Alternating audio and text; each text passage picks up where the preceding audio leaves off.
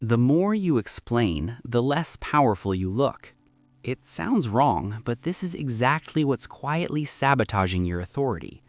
You think you're being clear, rational, professional, but what you're actually signaling is doubt, and people pick up on that instantly, not logically, but instinctively. In high-value environments, power doesn't come from saying more, it comes from needing less. And today, you're going to see the invisible mistake that's lowering your status without you even realizing it.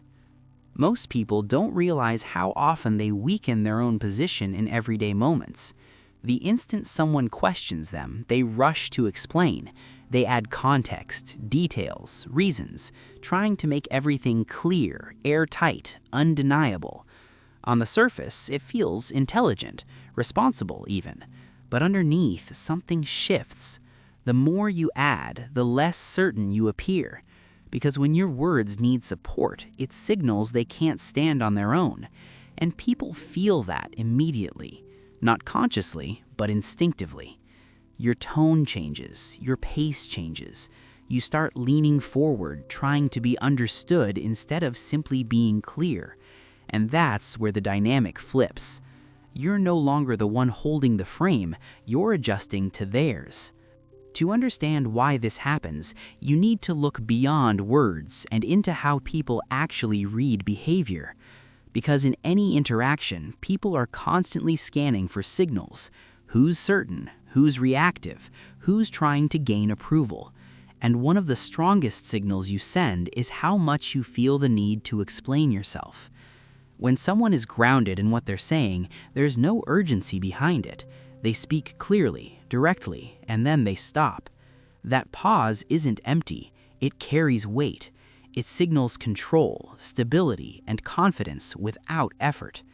But the moment you start adding more reasons, more context, more justification, something shifts beneath the surface.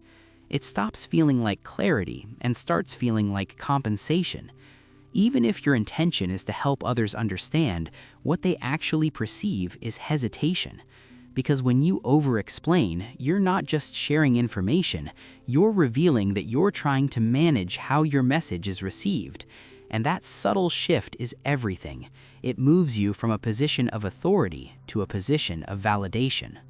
Hesitation is rarely interpreted as thoughtfulness. In most environments, it's read as uncertainty. And uncertainty invites pressure. People begin to question more, challenge more, test more, because your behavior signals that your position isn't fully stable. You may believe you're strengthening your point by adding layers, but in reality, you're giving others more space to analyze, doubt, and reinterpret what you said. The more you try to close every gap, the more gaps you create. Think about high-level environments, boardrooms, negotiations, leadership settings. The person who speaks with precision and restraint often holds the most influence, not because they know more, but because they don't feel the need to prove it in real time. Their words land, and the silence that follows does the work. Meanwhile, the person who keeps elaborating slowly loses impact. Attention fades, authority weakens. And it's not because of what they said, it's because of how they delivered it. This is the mechanism most people miss. Power in communication is not about volume of information, it's about certainty of delivery. The less you need to reinforce your message, the stronger it appears. And once you understand that, you start seeing the pattern everywhere. Now here's where this becomes dangerous, because this behavior hides in moments that feel completely normal. You explain your decisions when no one asked. You justify simple choices as if they need approval. You add "just so you know" or "the reason is" without realizing what that signals. Each time you do it, you subtly train people to expect explanations from you. And once that expectation is set, your words lose independence. They're no longer statements, they become openings for evaluation. Then comes the second layer. The moment someone shows even a hint of doubt, you react. You start building a case. You stack reasons, examples, logic, trying to remove any possible disagreement.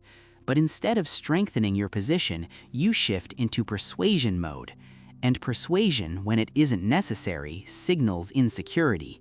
Because if you were truly certain, you wouldn't need to convince, you would simply state.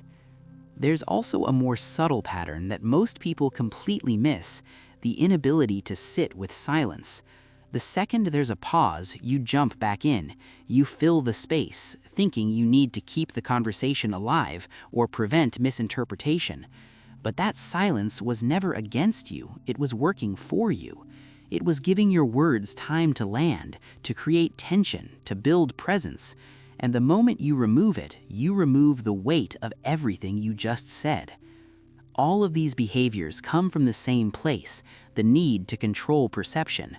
You want to be understood, accepted, agreed with. But the more you try to control how others see you, the more reactive you become. You adjust, you explain, you overcompensate. And people feel that instantly, not logically, but instinctively. And that's when the shift happens. You're no longer seen as someone grounded in their position, you're seen as someone trying to secure it. And in any environment, the one trying to secure their position is rarely the one who holds the most power. Now, here's where everything starts to shift. The moment you become aware of this pattern, you gain something most people never develop: control over your presence. And the change isn't about forcing yourself to speak less, it's about needing less. Less validation, less agreement, less reassurance that what you said was right. You start by making one simple adjustment. When you speak, you finish your point and you stop. No extra layers, no unnecessary clarification. At first, this will feel uncomfortable. You'll feel the urge to jump back in, to add one more sentence, to make sure it landed correctly. But that urge is exactly what has been weakening your authority. Because every time you give in to it, you signal that your words alone aren't enough. Then you shift how you respond to pressure. When someone questions you, you answer, but you don't defend. You don't rush to prove, justify, or over-explain. You respond clearly, directly, and you let it sit. That pause is where your power is felt. It shows that you're not dependent on their agreement to stand by what you said, and that alone changes how people interact with you. You also begin to set boundaries without turning them into explanations.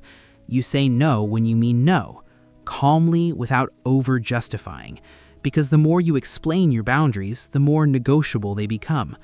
But when your response is simple and consistent, people stop testing it. They adjust instead of pushing. And over time, this creates a completely different dynamic. You're no longer reacting to every signal in the room. You're not trying to manage how you're perceived in real time.